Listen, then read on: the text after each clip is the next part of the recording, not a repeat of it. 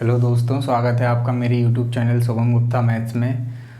आज के इस वीडियो में हम जो व्यापम के अभी कुछ समय पहले जो पेपर हुए हैं, जैसे पटवारी हुआ है, ग्रुप 4 का हुआ है और जेल पहरी का हुआ, उसमें जो अच्छे अच्छे क्वेश्चन आए हैं अच्छे लेवल के, आज हम उन क्वेश्चन को यहाँ पे सॉल्व करेंगे। जैसे एक क्वेश्चन आया था अभी आपके पटवारी के एग्ज़ाम में, यदि a-1/a आप बराबर आपको दिया था 3, आपसे वैल्यू पूछिए, बताइए a⁶ -1/a⁴ की वैल्यू, a की घात 6 माइनस a की घात 6 का मान आपसे पूछा है। तो हम इसको कैसे सॉल्व करेंगे? देखो, इसकी वैल्यू निकालने के लिए देखो हम क्या जानते हैं कि a + b × a - b बराबर क्या होता है, a² - b²। ठीक है, ऐसी अगर हमें इसकी वैल्यू चाहिए तो हमें किसकी वैल्यू चाहिए पड़ेगी? हमें 6 की वैल्यू, 6a⁴ चाहिए, तो हमें a + a³ प्लस 1/a³, ऐसी a³ - 1/a³ इसकी वैल्यू चाहिए पड़ेगी। ठीक है, तब हम इसको सॉल्व कर पाएंगे। तो देखो, आपको इसकी वैल्यू निकालनी है और इसकी वैल्यू निकालनी है। ठीक है, आपको पता है। ठीक है, अगर देखो मैं आपको बताता हूँ, जिसको नहीं पता वो लिख ले। अगर x + 1/x बराबर a दिया हो और आपसे वैल्यू पूछी हो x³ + 1/x³, तो इसकी वैल्यू होती है a³ - 3a। ठीक है, ऐसी अगर आपको वैल्यू दी हो x - 1/x बराबर a दिया हो और आपसे वैल्यू पूछी हो x³ - 1/x³ की, तो इसकी वैल्यू रहती है a³ + 3a। ठीक है, अब देखो आपको a - 1/a बराबर 3 दिया है। ठीक है, तो आप यहाँ से इसकी वैल्यू तो निकाल लोगे, क्या आ जाएगी? a दिया है a³ + 3a, तो a³ + 3 अगर हम करेंगे तो 3 का क्यूब 27 और उसमें 9 जोड़ेंगे तो कितना आ जाएगा? 36। यानी कि यहाँ कितना आ जाएगा? 36। ठीक है, एक बार हम ऑप्शन भी लिख लेते हैं। देखो आपको ऑप्शन क्या क्या दिए थे इसमें, 360√13, दूसरा ऑप्शन था 1331। ठीक है, तीसरा ऑप्शन था 729 और चौथा ऑप्शन था 310√13। ठीक है, देखो जिसको केवल इतना आता था वो तुरंत ही इसका आंसर टिक क्या कर देगा, 360√13। ठीक है, क्योंकि एक ही ऑप्शन में जो भी आंसर आएगा हमारा 36 का मल्टीपल आएगा। ठीक है, तो आंसर क्या हो जाएगा? 360√13। लेकिन देखो हम इसको सॉल्व कैसे करेंगे, इसकी वैल्यू निकालिए। अब आपको इसकी वैल्यू निकालनी है। ठीक है, तो आप इससे इस पे कैसे पहुंचोगे? देखो इससे आप इस पर आप कब पहुंच सकते हो, जब आपको a + 1/a की वैल्यू दी हो। ठीक है, तो आप उसका क्या करोगे, यहाँ से a³ - 3a कर दोगे तो हमें इसकी वैल्यू पता चल जाएगी। ठीक है, लेकिन हमें इसकी a + 1/a की वैल्यू नहीं पता है। ठीक है, तो आपको एक चीज़ और देखनी पड़ेगी। ठीक है, जब हम अलजेब्रा मैं आपको पढ़ाऊंगा तो उसमें डिटेल में बताऊंगा ये वैल्यू आती कैसी है। इसको ये हम डायरेक्टली मैंने लिख दिया है, इसको कैसे यहाँ पे हम इसको कैसे लिखा है मैंने, ये मैं आपको बताऊंगा। ठीक है, अभी आप लेकिन ये सॉल्व कर रहे हैं क्वेश्चन। ठीक है, तो आप इसको देखिए कैसे करेंगे। जैसे अगर आपको दिया हो x + 1/x अगर आपको दिया हो, ठीक है, तो x + 1/x बराबर अगर a दिया हो आपको, ठीक है, तो x² + 1/x² की वैल्यू होती है a² - 2। ठीक है, ऐसी x - 1/x बराबर a दिया हो तो भी x² + 1/x² की वैल्यू क्या होती है? a² + 2। ठीक है, इसको देखिए, इतना लिख लिया होगा सभी ने। इसको मैं रफ कर रहा हूँ आगे, देखो। ठीक है, इसको भी मैं रफ कर रहा हूँ, इधर देखिए। देखो जिसको नहीं पता वो यहाँ नोट कर ले। अगर आपको x + 1/x की वैल्यू दी हो बराबर a, और मैं आपसे कहूँ आप बताओ x - 1/x की वैल्यू कितनी होगी, तो इसकी वैल्यू जो रहती है वो रहती है a² - 4। ठीक है, ऐसे यहाँ पे अगर आपको x - 1/x बराबर दिया हो a, ठीक है, और मैं आपसे पूछूं x + 1/x, तो इसकी वैल्यू रहती है अंडर रूट के अंदर a² + 4। ठीक है, जिसको नहीं पता वो लिख ले। ठीक है, अब हमें पता है, हमें ये दिया है, ठीक है, a माइनस 1/a, ये 3 दिया है हमें, तो हम यहाँ से इसकी वैल्यू क्या आ जाएगी, a प्लस 1/a की वैल्यू कितनी आ जाएगी, 3 का स्क्वायर प्लस 4 यानी कि √13। ठीक है, अब इसकी वैल्यू निकालना है हमें, तो मैंने आपको क्या बताया था, इसकी वैल्यू क्या रहती है, a³ माइनस 3a, तो 13 का क्यूब करेंगे तो क्या आएगा, 10√13। यहाँ क्या लिख देंगे, 10√13 और ये गुणा हो जाएगा, तो आंसर कितना आ जाएगा, 360√13। ठीक है, आगे बढ़ते हैं। नेक्स्ट क्वेश्चन देखिए, नेक्स्ट क्वेश्चन था आपका ए बी सी की आयु का अनुपात, ए बी 3 व्यक्ति ए बी सी, इनकी आयु का अनुपात दिया था आपको 2:3:4, और साथ में आपसे कहा था इनकी वर्तमान आयु का औसत, तीनों की जो वर्तमान आयु है उसका औसत कितना दिया था, 70। ठीक है, उनका अगर औसत 70 दिया है आपको, तो उनकी टोटल आयु कितनी हो जाएगी, 210, 70 गुणा 3, 3 लोग हैं और औसत दिया है, तो टोटल निकाल लिए कितना आ जाएगा, 210। ठीक है, और यहाँ रेशियो के हिसाब से अगर टोटल देखें तो कितना टोटल है, 2 और 3 4 और 5, 4 और 3 7 और 2 9। ठीक है, सॉरी 2 3 5 दिया रेशियो। ठीक है, तो 5 और 3 8 और 2 10, यानी कि टोटल आयु रेशियो के हिसाब से कितनी हो रही है, 10, और ईयर के हिसाब से कितनी हो रही है, 210। तो यानी कितने गुना है, 10 गुना है। अब आपसे पूछा है क्वेश्चन में इसमें, तो 10 वर्ष पूर्व बी और सी की आयु में अंतर कितना है। क्वेश्चन आपको दिया था ए बी सी की आयु का अनुपात 2:3:5 है, यदि उनकी वर्तमान आयु का औसत 70 है, तो 10 वर्ष पूर्व बी और सी की आयु में अंतर कितना है। ठीक है, तो अब देखो 10 वर्ष पूर्व का पूछा है, तो आप ऐसा मत करने लगना कि 2 लोगों की 10 वर्ष पूर्व की आयु पूछी हो तो आप पहले इसकी वर्तमान निकालो, फिर सी की वर्तमान निकालो, फिर 10 वर्ष पूर्व में जाओ। देखो आपको पता है 2 लोग हैं, अगर उनकी आयु में 10 वर्ष का अंतर है, तो वो अगर 50 साल बाद भी देखोगे तो भी उनकी आयु में अंतर कितना रहेगा, 10 ही रहेगा। ठीक है, तो इनके बीच में अंतर कितना है, बी और सी का पूछा है, तो बी और सी के बीच में अंतर कितना है, 2। ठीक है, कितने गुना है, यहाँ ये कितने गुना आया था, 21 गुना, तो ये भी कितना हो जाएगा, 21 गुना, यानी कि इसका आंसर कितना आ जाएगा, 42 साल। ठीक है, यानी कि बी और सी की आयु में कितने का डिफरेंस है, 42 साल का। नेक्स्ट क्वेश्चन देखो, नेक्स्ट क्वेश्चन आपको दिया है, बड़ा ही अच्छा क्वेश्चन आया था ये पेपर में, पटवारी के एग्ज़ाम में। x⁴, यहाँ मैं लिख देता हूँ, x⁴ b अपॉन x⁴c।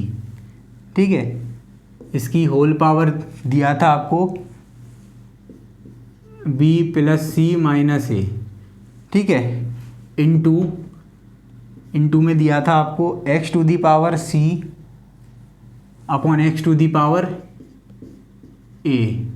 ठीक है, और यहाँ पे आपको दिया था क्या, c + a - b, c + a - b, ऐसे ही आपको दिया था x⁴a अपॉन x⁴b। ठीक है, और यहाँ पे आपको दिया था इसकी पावर, आपको दिया था a + b - c। ठीक है, इसका मान आपसे पूछा था। ठीक है, ऑप्शन आपको दिए थे, यहाँ पे क्या क्या दिए थे, एक तो आपको ऑप्शन दिया था x⁴ a + b + c, एक ऑप्शन दिया था आपको एक ऑप्शन दिया था x⁴ a b c, एक ऑप्शन दिया था x⁴ a b + b c + c a। देखो हम कैसे सॉल्व करेंगे। देखो आपको पता है कि जैसे अगर आपको पता नहीं है तो इधर देख लीजिए। देखो जैसे ये लिखा है x⁴ b upon x⁴ c। ठीक है, तो वो सेम बेस हो।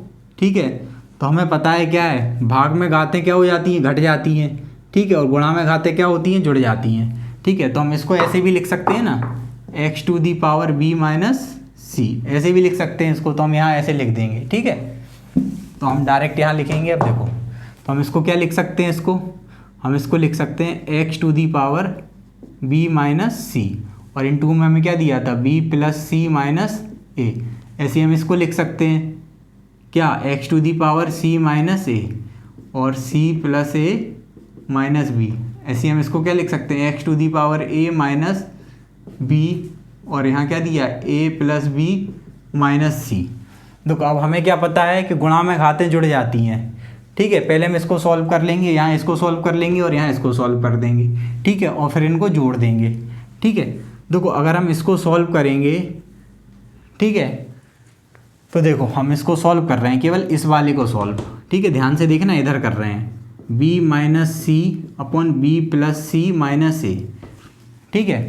देखो अगर हम इसको ऐसे सॉल्व करेंगे कि देखो हमें क्या करना पड़ेगा, पहले b का गुणा करना पड़ेगा तीनों में, फिर c का गुणा करना पड़ेगा तीनों में, ठीक है। देखो जैसे b का गुणा करेंगे अगर हम, तो B square plus B C, ठीक है, फिर इधर करेंगे तो माइनस बी ए, फिर c का गुणा करेंगे तो माइनस बी सी, ठीक है, और यहाँ आगे करेंगे गुणा अगर अपन, तो कितना आ जाएगा, माइनस सी स्क्वायर प्लस सी ए, ठीक है। तो आप यहाँ देखो क्या कि बी सी से बी सी कैंसिल हो गया, तो आपका क्या बचा, केवल B square minus C square, ठीक है, और माइनस ए बी, ठीक है, या बी ए लिख देता हूँ मैं, माइनस बी ए प्लस का सी ए, ठीक है।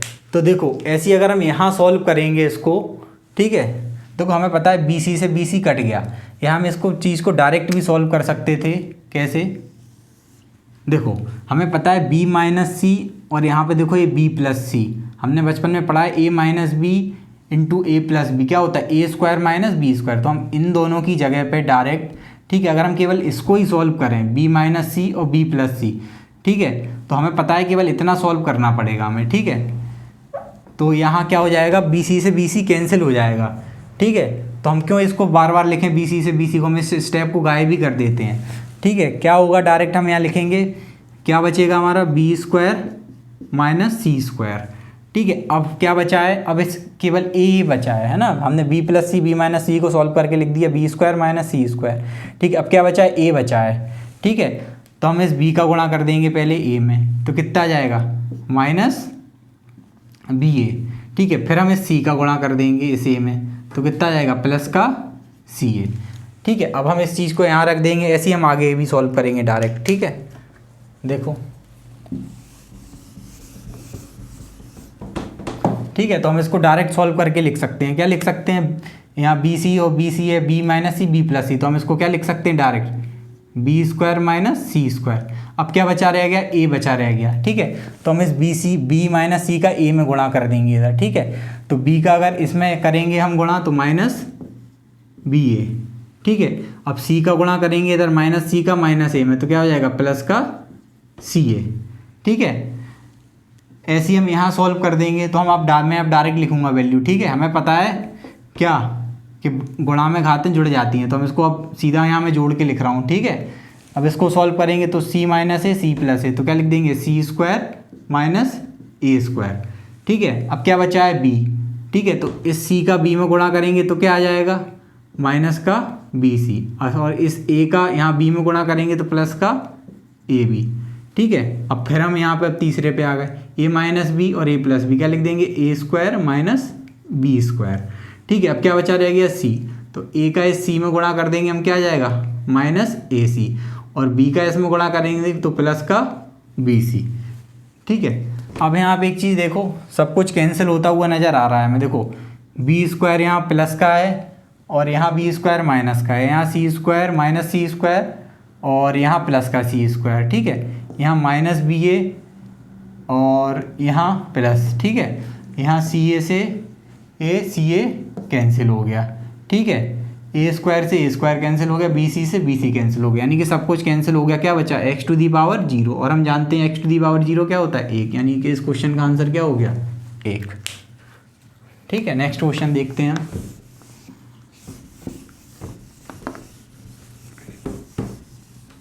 देखो नेक्स्ट क्वेश्चन में आपसे कह रहा है कि 2/3 साल के लिए चक्रवृद्धि ब्याज पर 4% की दर से एक धनराशि को निवेश किया जाता है। यदि दी गई समय अवधि के लिए चक्रवृद्धि ब्याज 1656.64 रुपये है तो वह धनराशि ज्ञात कीजिए, ठीक है।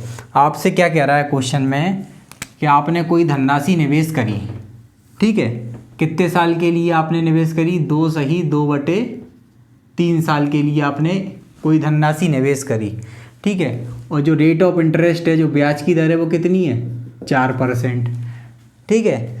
और आपको जो ब्याज मिला है, चक्रवृद्धि ब्याज, कंपाउंड इंटरेस्ट मिला है, वो कितना मिला है, 1656.64 रुपये मिला है, 1656.64 पैसे मिला है, ठीक है। तो अब आपसे क्वेश्चन में कह रहा है कि बताओ वो धनराशि क्या है, यानी कि हमें प्रिंसिपल बताना है वो क्या है, ठीक है। तो देखो, दो तरीके हैं इस क्वेश्चन को करने के, या तो x मान के करो, ठीक है। अगर आप x मान के करोगे तो उसमें समय ज़्यादा लगेगा, तो हम क्या करेंगे, सीधा ऑप्शन से करेंगे, ठीक है। देखो हमें सवाल के ऑप्शन क्या क्या दिए हैं, पहला ऑप्शन दिया है हमें 18,000, ठीक है। दूसरा ऑप्शन दिया है हमें 21,000, तीसरा ऑप्शन हमें दिया है 15,000, ठीक है। चौथा ऑप्शन हमको दिया था पेपर में क्या, 12,000, ठीक है। तो हम पहला ऑप्शन क्या लेते हैं, 18,000, ठीक है। अगर हम प्रिंसिपल को 18,000 मानते हैं, क्या मानते हैं, 18,000, तो कितने साल का है, 2/2/3 साल, ठीक है। आप एक काम करो, आप 3 साल का निकाल के बताओ मुझे। देखो कैसे निकालेंगे, रेट कितनी है, 4%, ठीक है। तो 18,000 का हम 4% निकालेंगे, कितना आ जाएगा, 18 चौको 72, यानी कि 720। पहले साल कितना मिलेगा, 720, दूसरे साल भी कितना मिलेगा, 720 मिलेगा, ठीक है। तीसरा साल अभी हम आ रहे हैं यहाँ पे, पहले यहाँ 2 साल का ही देख लेते हैं, ठीक है। फिर क्या करते हैं हम, इस ब्याज पे भी क्या देते हैं, ब्याज। तो इस 720 का 4% कितना आ जाएगा, 288, ठीक है। अगर आप एक चीज़ ध्यान दो, ठीक है, हमने 18,000 प्रिंसिपल माना है, ठीक है। तो 4% की रेट से पहले साल 720, दूसरे साल 720, और इस 720 का भी 4% कितना आ जाएगा, 288। अगर आप ये देखो, अगर हम 2 साल का ही ब्याज कैलकुलेट करें, इसको ऐड करें, तो 2 साल का ब्याज ही आपका 7 और 7 14 और 2 16, 1688 और 40 1728, यानी कि 2 साल का ब्याज ही आपका जो क्वेश्चन में दिया है आपको 1656, उससे ज़्यादा हो रहा है, यानी कि 18,000 ऑप्शन क्या है आपका, गलत है, ठीक है। अब देखो 18,000 ऑप्शन गलत है, तो इससे ज़्यादा वाले तो ऑप्शन वैसे ही गलत होगा, 21,000, ठीक है। अगर आप थोड़ा भी अगर आप थोड़ा कॉमन सेंस यूज़ करो तो आप देखो 1728, और क्वेश्चन में क्या दिया है, 1656, ठीक है।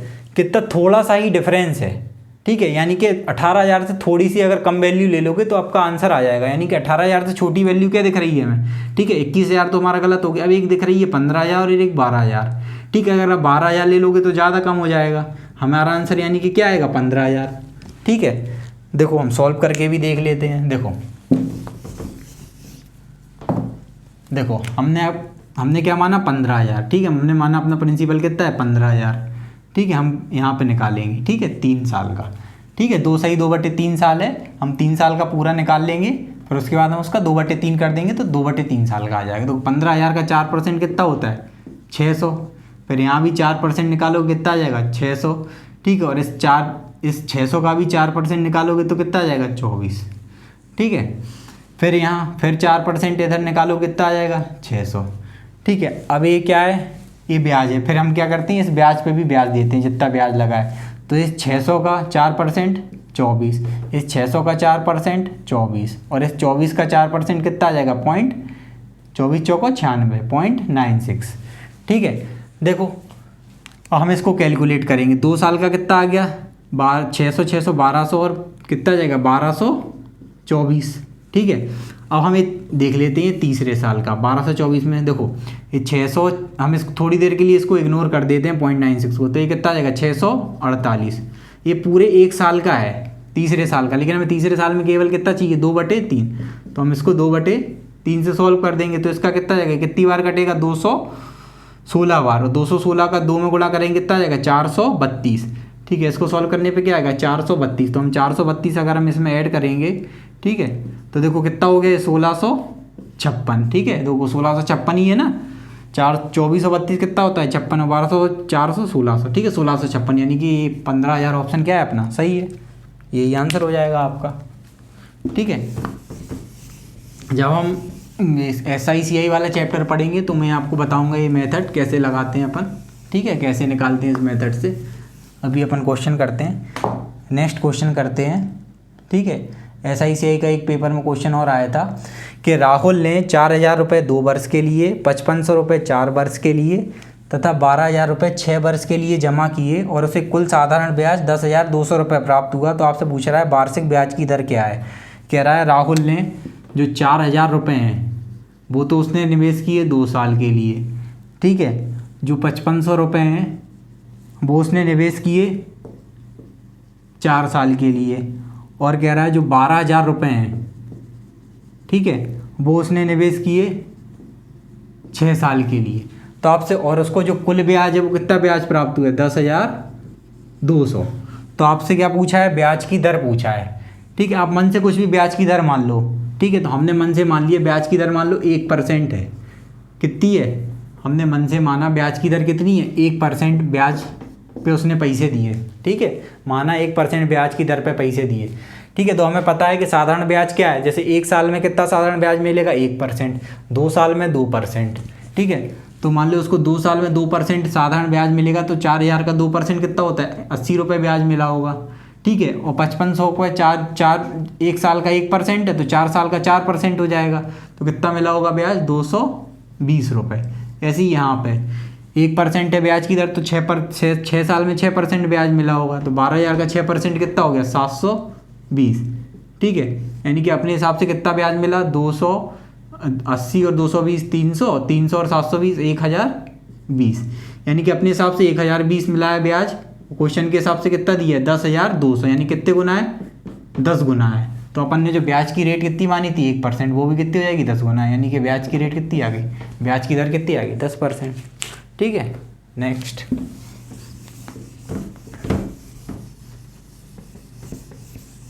देखिए नेक्स्ट क्वेश्चन करते हैं। बड़ा ही प्यारा क्वेश्चन दिया है, देखो आपसे क्वेश्चन में कहा है क्या, देखो कई लोग इस क्वेश्चन को करने में सोच रहे होंगे कि पेपर में इसका ऑप्शन ही नहीं दिया, ऑप्शन गलत है, जबकि लेकिन ऐसा नहीं है। इधर देखो, plus 349 equal to question mark divide by 21.003, ठीक है। अब इसका आंसर बताना है आपको। पेपर में जो ऑप्शन दिए गए थे वो आपको दिए गए थे 8640, 6700 6700, ठीक है, 6680 और 7680। आपसे कहा था इसका मान बताना था आपको। देखो अब आप सोच रहे होगे कि 4663 तो किसी का क्यूब होता ही नहीं है, ठीक है, लेकिन फिर भी हमें इस क्वेश्चन को सॉल्व करना है। देखो जब भी, तो इसका मतलब क्या है, एग्जामिनर ने इसको अप्रॉक्स में सॉल्व करने के लिए आपको दिया है क्वेश्चन। तो देखो हमें पता है इसके आसपास काय का क्यूब होता है। देखो हम जानते हैं जो आपका 16 का क्यूब होता है वो कितना होता है, 4096, और 17 का क्यूब कितना होता है, 4913। तो देखो एक इसके नज़दीक है, ये 17 के नज़दीक है, ठीक है, 17 के नज़दीक है ये 4663। तो हम इस सवाल को अप्रॉक्स में सॉल्व करेंगे, ठीक है। किस में सॉल्व करेंगे, अप्रॉक्स में। हमने इसको लगभग 17 मान लिया, कितना मान लिया, 17। ऑप्शन भी हमारे दूर दूर हैं, ठीक है। हमने इसकी वैल्यू कितनी मान ली, लगभग 17, और ये 349 बराबर, इसको हम एक्स लिख ले रहे हैं, ठीक है, क्वेश्चन मार्क को, ठीक है। डिवाइड में है तो बटे में आ जाएगा। 21.003 है, 003 को इग्नोर कर देते हैं, इसको कितना मान लेते हैं, 21 मान लेते हैं, ठीक है। ये कितना आ जाएगा, 366, और 21 का यहाँ मल्टीप्लाई हो जाएगा इंटू 21। इसको सॉल्व करेंगे, अगर हम इसको सॉल्व करेंगे, ठीक है, तो 21 छिक्का 126, यहाँ से लाई 12, 21 छिक्का 126 और 12 138, यहाँ से लाई 13, 21 तिया कितना हो गया, 63 और 13 कितना हो गया, 76, यानी कि 7686 के आसपास आंसर आ रहा है। तो 7686 के आसपास आंसर क्या है, यही है 7680। तो जब भी इस टाइप का क्वेश्चन है कि आपको अप्रॉक्स वैल्यू मान लेनी है, ठीक है, क्योंकि एग्जामिनर जो है ना वो हमसे अप्रॉक्स में ही सॉल्व करवाना चाहता है। नेक्स्ट क्वेश्चन हम देखते हैं।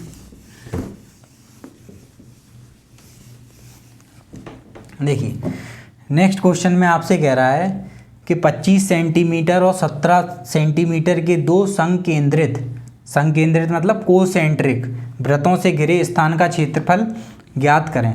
देखो दो वृत्त हैं जो क्या है, कोसेंट्रिक हैं, मतलब जिनका सेंटर एक ही है, ठीक है। जैसे एक ये वृत्त है, ठीक है, जैसे एक ये वृत्त है, ठीक है, ऐसे ही इसके ऊपर एक और एक वृत्त, और इनका सेंटर क्या है, एक यही है, ठीक है, सेंटर दोनों का एक ही है। छोटे वाले वृत्त की त्रिज्या आपको दी है कितनी, 17 सेंटीमीटर। कितनी दी है, 17 सेंटीमीटर। और बड़े वाले वृत्त की आपको त्रिज्या कितनी दी है, 25 दी है। ठीक है, और आपसे क्या पूछा है, इन दोनों वृत्तों से घिरे स्थान का क्षेत्रफल, मतलब आपसे ये वाला एरिया है जिसने पूछा है। ठीक है, तो हम क्या करेंगे, पूरे बड़े वृत्त के क्षेत्रफल में से हम इस छोटे वृत्त का क्षेत्रफल हटा देंगे। ठीक है, तो हमारा आंसर आ जाएगा। ठीक है, इस सवाल के ऑप्शन देखो, आपको क्या क्या दिए हैं, 1056 सेंटीमीटर स्क्वायर, ठीक है, 2020 सेंटीमीटर स्क्वायर, 15 सेंटीमीटर स्क्वायर और 1216 सेंटीमीटर स्क्वायर।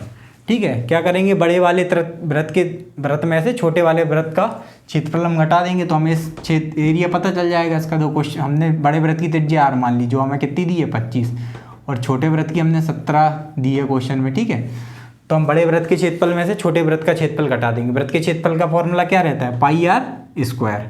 ठीक है, पाई r स्क्वायर रहता है, तो बड़े वाले वृत्त का क्षेत्रफल कितना आ जाएगा, पाई r स्क्वायर। छोटे वाले वृत्त का कितना आ जाएगा, पाई r स्क्वायर।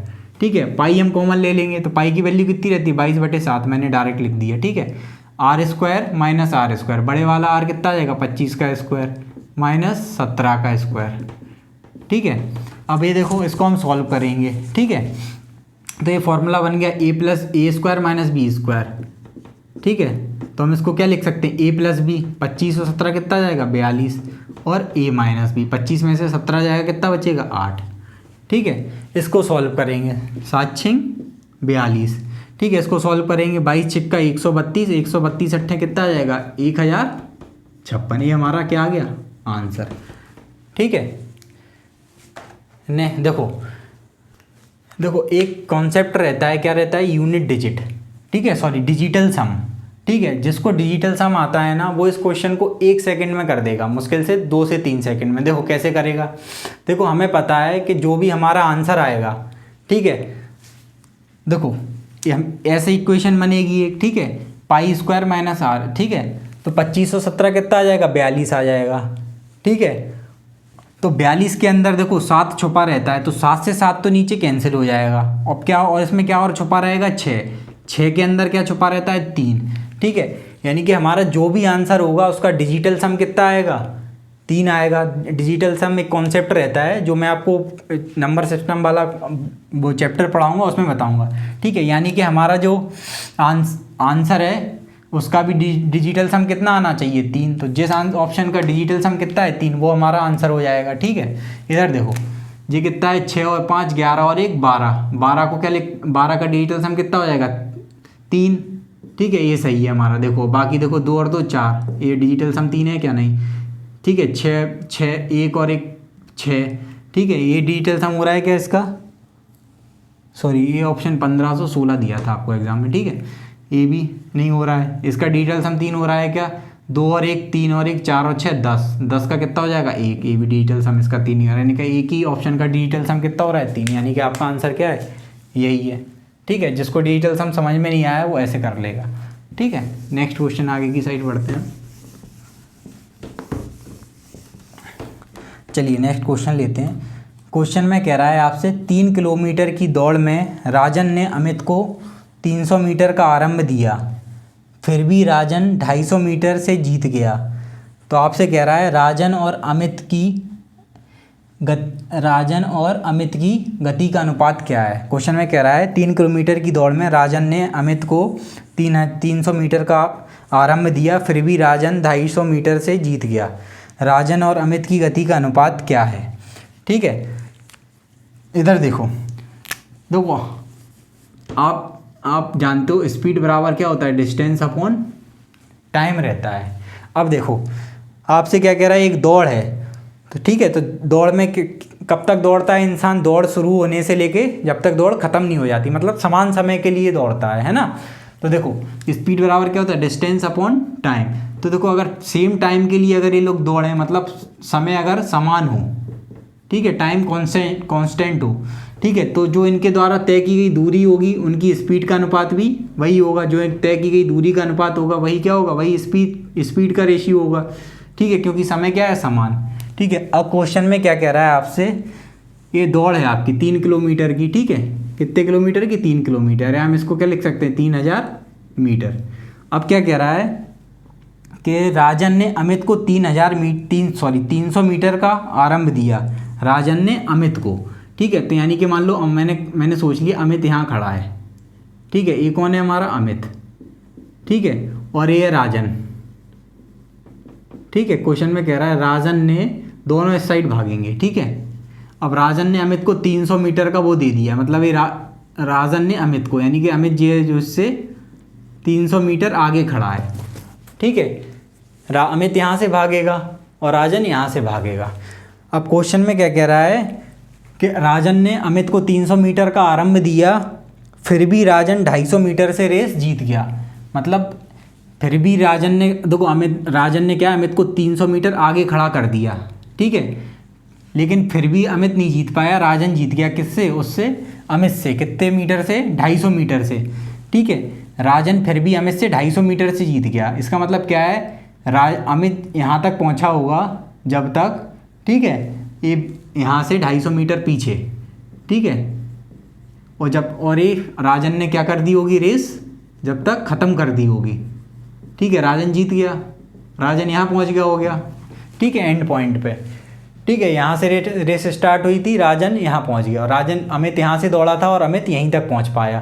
ठीक है, यानी कि आपसे क्या कह रहा है क्वेश्चन में, जो राजन है वो 250 मीटर से जीत गया। देखो 300 मीटर उसने अमित को पहले यहाँ आगे खड़ा किया था, और यहाँ पीछे कितना छोड़ दिया है, जीतते टाइम भी 250 मीटर। यानी कि टोटल जो है राजन ने पूरी 3000 मीटर की दौड़ की है। कितनी, 3000 मीटर की। जितने समय में राजन ने 3000 मीटर की दौड़ करी है, ठीक है, उतने में अमित कितना कम भाग पाया इससे, 300 और 250, यानी कि 550 कम भाग पाया। ठीक है, तो यानी कि अमित ने कितनी दौड़ की कर पाई होगी, 3000 में से हम ये 300 250 550 घटा देंगे, यानी कि अमित कितना भाग पाया होगा, केवल 2450। यानी कि अमित कितनी दूरी तय कर पाया होगा, 2450। ये क्या है, इनके द्वारा तय की गई डिस्टेंस है। ठीक है, अभी मैंने आपको क्या ठीक है, अगर हम इनका रेशियो निकालेंगे, 1 0 से 1 0 कट गया। ठीक है, और इसको काटेंगे हम 5 से तो कितनी बार कटेगा, 60 से, और ये 5 से काटेंगे तो कितनी बार कटेगा, 49 बार। ठीक है, डिस्टेंस का रेशियो कितना आ गया, 60 रेशियो 49। तो मैंने आपको बताया था अगर समान समय के लिए अगर ये दोनों लोग दौड़े हैं तो जो इनकी डिस्टेंस का रेशियो है वही इनकी स्पीड का रेशियो, यानी कि स्पीड का रेशियो भी क्या आ जाएगा, इनकी 60 रेशियो 49। ठीक है, नेक्स्ट क्वेश्चन देखते हैं।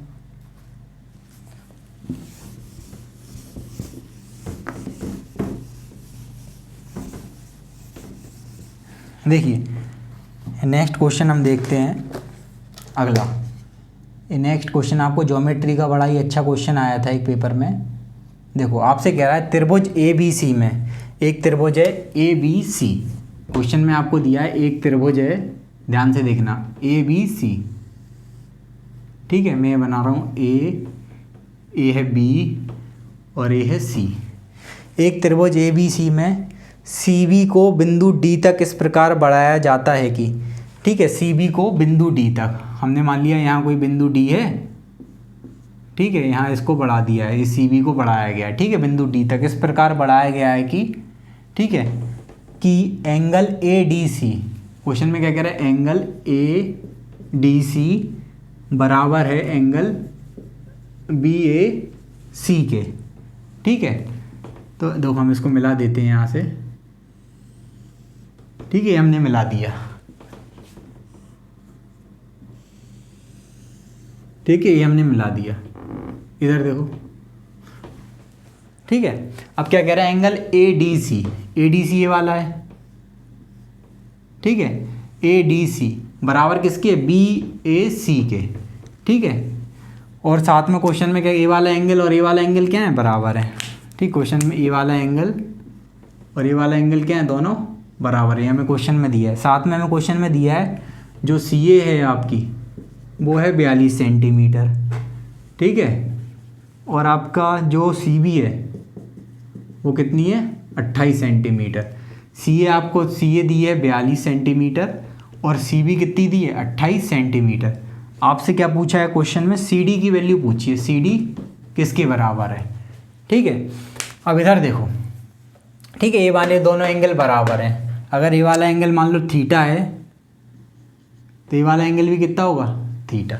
अब देखो ये ज्योमेट्री का क्वेश्चन है, ठीक है, तो देखो हम कैसे करेंगे।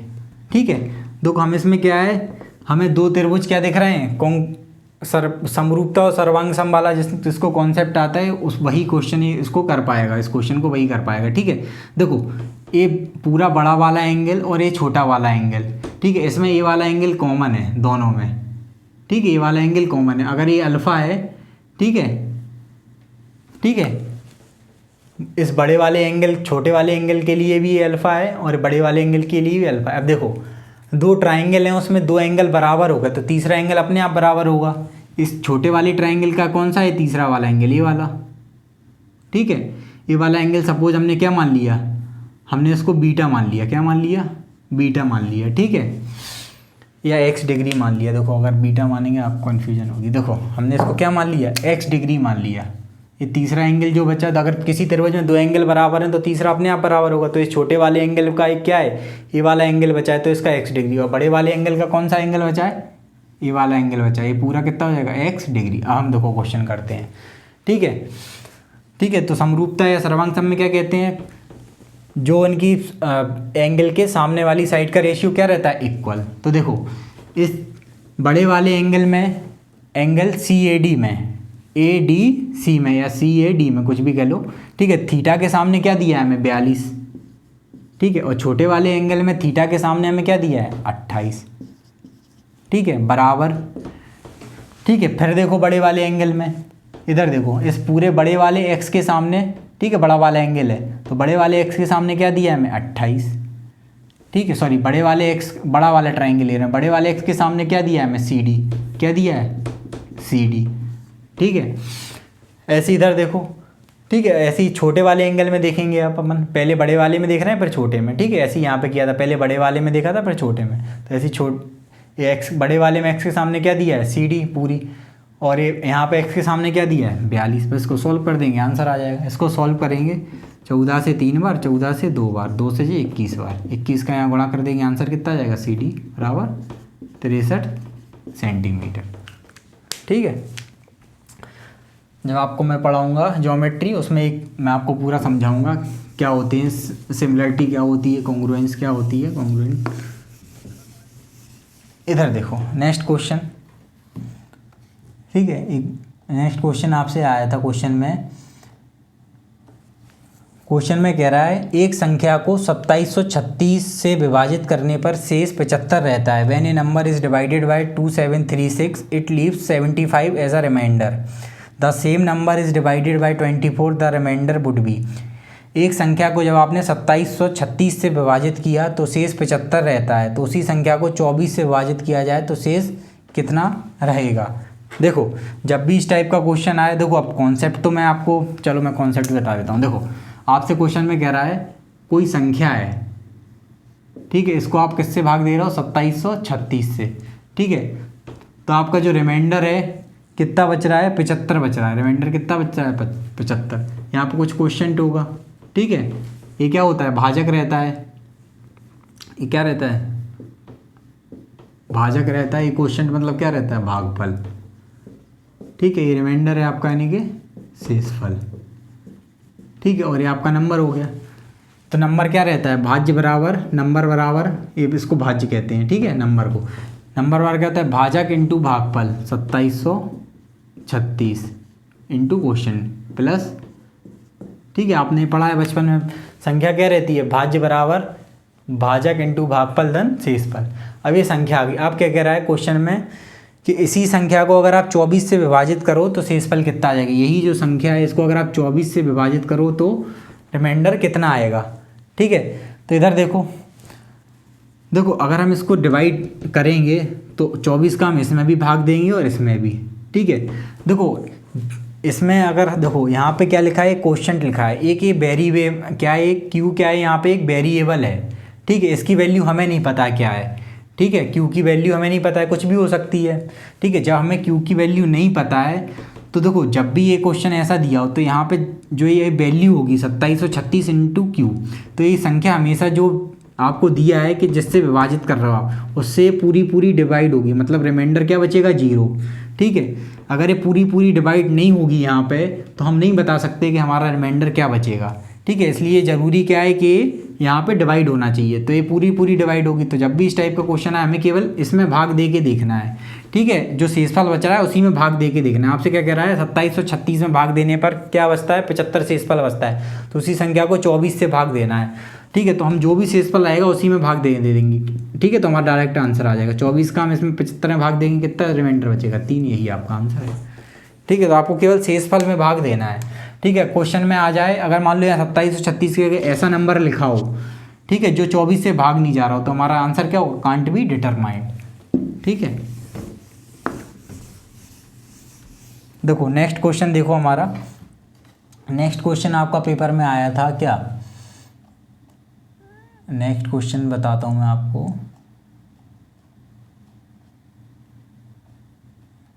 एक सेकेंड,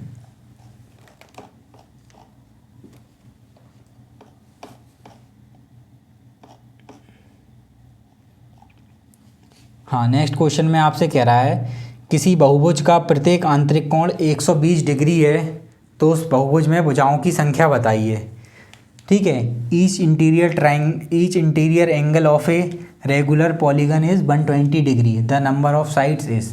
ठीक है, प्रत्येक एक समबाहुभुज का प्रत्येक आंतरिक कोण कितना दिया है 120 डिग्री।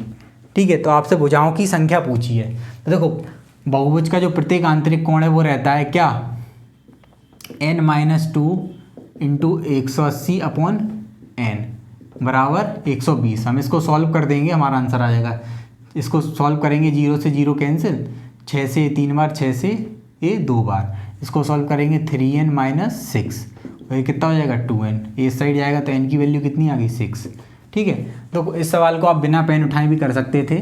कैसे, देखो हमें पता है कि ये क्या दिया था, इंटीरियर एंगल दिया था। हमें पता है कि किसी भी बहुभुज का जो इंटीरियर एंगल और एक्सटीरियर एंगल है उसका सम हमेशा 180 रहता है। अगर ये इंटीरियर एंगल प्रत्येक अंतःकोण 120 डिग्री है तो एक्सटीरियर एंगल प्रत्येक कितना आ जाएगा, एक्सटीरियर कितना आ जाएगा, एक्सटीरियर कितना आ जाएगा 60 डिग्री।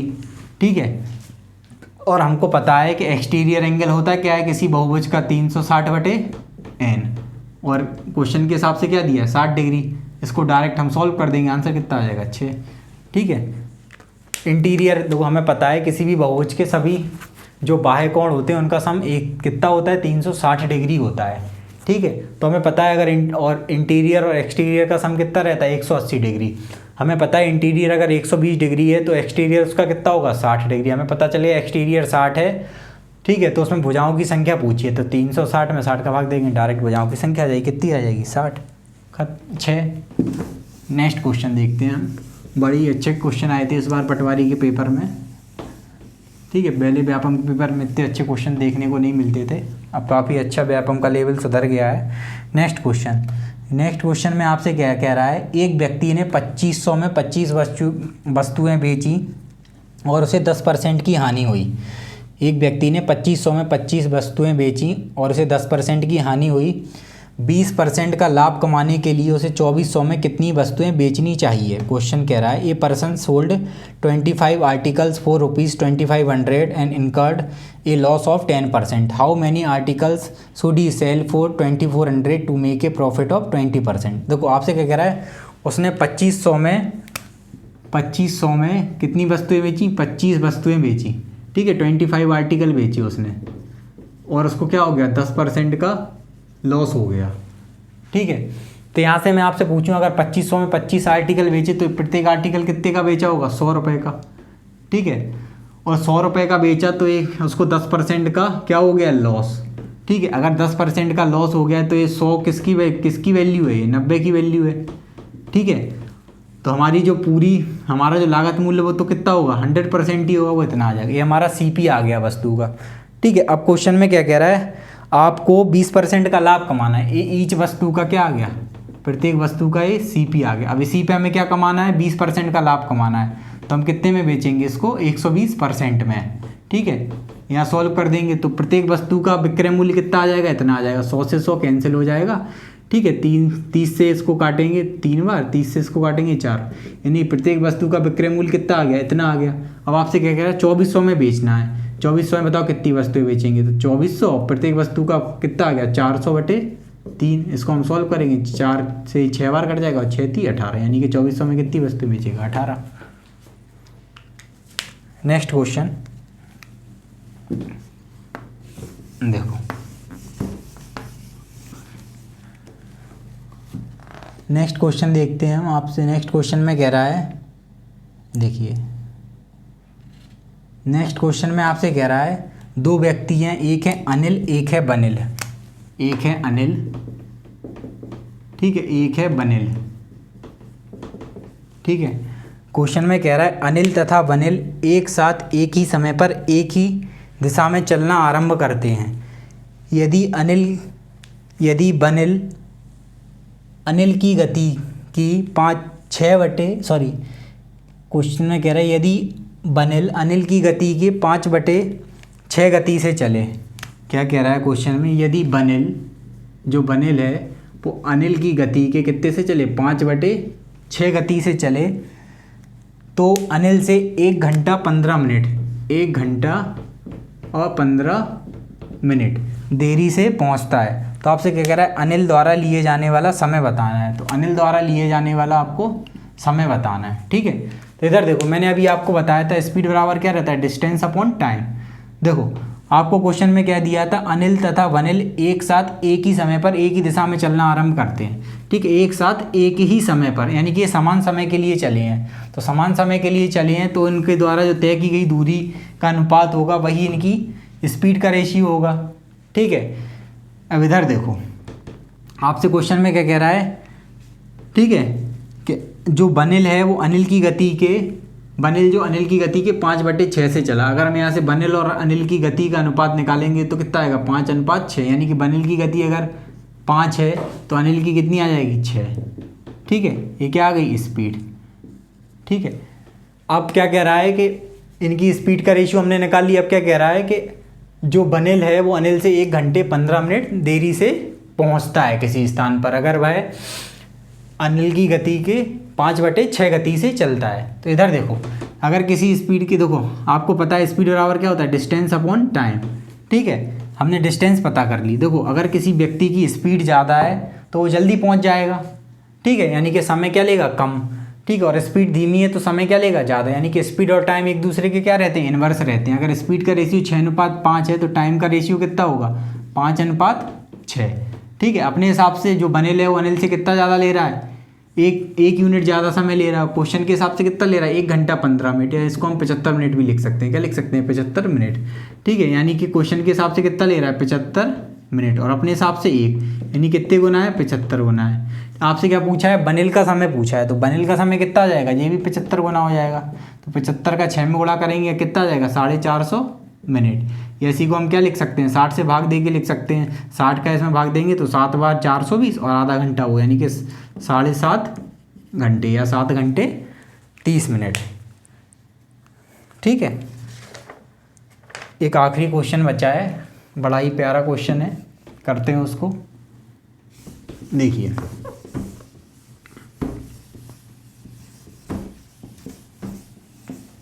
देखो, इन क्वेश्चन को करना बहुत ज़रूरी है प्रीवियस ईयर को, क्योंकि आगे आने वाले व्यापम के पेपरों में भी आपको इसी टाइप के क्वेश्चन देखने को मिलेंगे, ठीक है। इसलिए आप जितना कोशिश हो सके, जिसका भी एग्जाम हो, प्रीवियस ईयर के क्वेश्चन एक बार ज़रूर लगाए। इससे हमें व्यापम के एग्ज़ाम पूछने का पैटर्न पता चलता है, ठीक है। एक लास्ट क्वेश्चन हम करते हैं। क्वेश्चन में कह रहा है 842 को धनात्मक पूर्णांक x से भाग दिया जाता है तो शेषफल 10 आता है। x के कितने मान पॉसिबल हैं, ठीक है। ऑप्शन दिए हैं आपको 8, 4, 10 और 12।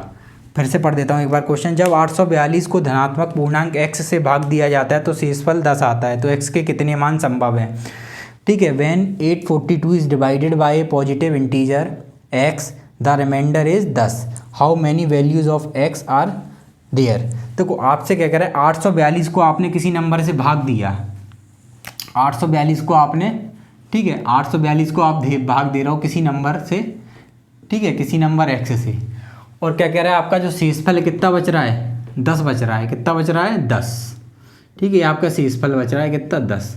तो यानी कि 842 में से अगर हम 10 घटा देंगे यानी कि 832, यानी कि 832 तो पूरा पूरा डिवाइड हो जा रहा होगा, ठीक है। तो आपसे क्या पूछ रहा है कि वो x के मान बताओ, ठीक है, x के कितने मान संभव हैं, यानी कि जो भी आपका आंसर आएगा वो 832 का क्या होगा, 832 के वो मल्टीपल होंगे, क्योंकि 10 रिमाइंडर बच रहा है, ठीक है। तो 10 हटा देंगे तो बाकी कितना बचा, 832, यानी कि जो भी आपका x का मान होगा, ठीक है, वो क्या होगा, x के ऐसे मान बताने हैं जो 832 को पूरा पूरा भाग दें, ठीक है, और शेषफल कितना बचा है, 10, ठीक है। तो देखो हम कैसे करेंगे, देखो, ठीक है, 842 में से 10 शेषफल है तो 10 तो हटा दिया हमने, अब बचा 832, ठीक है।